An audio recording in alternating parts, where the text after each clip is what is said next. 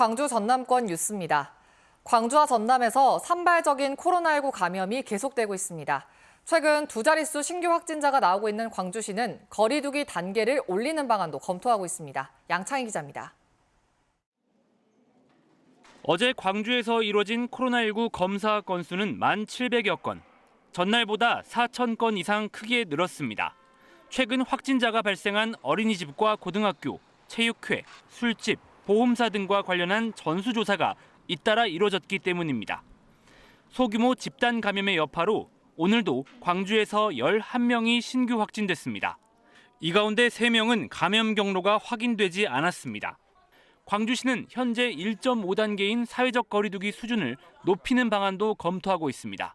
거리두기 단계를 조정할 것인지 아니면 그 상황에 따르는 방역 수칙을 강화할 것인지 내일 또 확진자 발생 상황 이런 것들을 고려해서 조정안을 결정하도록 할 예정입니다. 전남에서는 출항 중인 함정에 탄 해군 소속 승선원 2명의 아내들이 잇따라 확진됐습니다.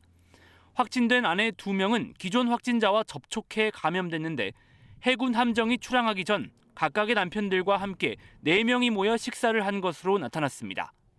해군 함정은 확진자와 접촉한 승선원 2명을 격리한 채로 오늘 급히 목포로 돌아왔고 전수검사를 진행한 결과 승선원 100여 명은 음성이 나왔습니다.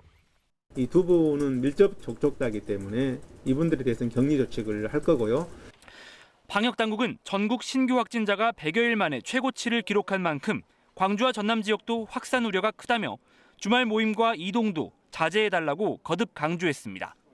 KBS 뉴스 양창입니다. 코로나19 확산세 속에 강진군이 골프대회를 열어 논란이 일고 있습니다. 강진군은 지난 18일 강진의 한 골프장에서 골프대회를 개최했는데 대회 참석자인 광주시 거주자 1명이 다음 날 코로나19 확진 판정을 받아 밀접 접촉자 9명은 자가격리에 들어갔습니다. 당시 이승옥 강진군수도 확진자와 악수를 한 것으로 알려졌습니다. 강진군은 이 군수 등 27명이 코로나19 검사를 받았으며 모두 음성으로 나왔다고 밝혔습니다. 부동산 투기 의혹을 받는 프로축구 FC서울 기성용 선수가 무리를 일으켜 죄송하다며 수사에 성실히 임하겠다고 밝혔습니다. 기 선수는 오늘 자신의 SNS를 통해 2016년 아버지가 축구센터를 제안했을 때 좋은 일이라고 생각해 동의한 뒤 아버지에게 모든 일을 일임했고 농지 문제는 이번에 알게 됐다며 이는 명백한 자신의 잘못이라고 사과했습니다. 기 선수와 아버지 기영옥 전 광주FC 단장은 광주의 한 민간공원 사업부지 안팎에 거액을 들여 논밭을 사들인 뒤 농지법 등을 위반한 혐의로 경찰에 입건됐습니다. 경찰이 신안군의회 의원의 부동산 투기 의혹과 관련해 군청 등을 압수수색했습니다. 전남지방경찰청 반부패 수사팀은 오늘 오전 수사관들을 신안군청에 보내 이모 의원의 군의회 사무실과 자택 그리고 군청 도시개발사무소에 대한 압수수색을 진행했습니다. 경찰은 신안군 아패도 일대 도시개발 계획을 일부 군 의원과 직원들이 사전에 파악한 뒤 부지를 구매했다는 제보를 접수해 수사를 벌이고 있다고 밝혔습니다. 이용섭 광주시장이 오늘 권영진 대구시장과 함께 청와대와 국토부 등을 차례로 방문해 달빛 내륙철도 사업을 제4차 국가철도망 구축 계획에 반영해 줄 것을 공동 건의했습니다. 두 시장은 달빛 내륙철도 사업은 대통령의 공약 사업이자 영호남 교류와 지역 균형 발전 차원에서 반드시 필요하다며 건의문을 전달했습니다. 달빛철도는 광주와 대구를 잇는 203km의 고속화 철도로 어제 국토부가 공개한 철도망 구축 계획 초안에 경제성이 부족하다는 이유로 포함되지 않았습니다. 여자 배구 7번째 구단인 페퍼저축은행이 연고지를 광주로 정하는 방안을 놓고 긍정적으로 검토하는 것으로 전해졌습니다.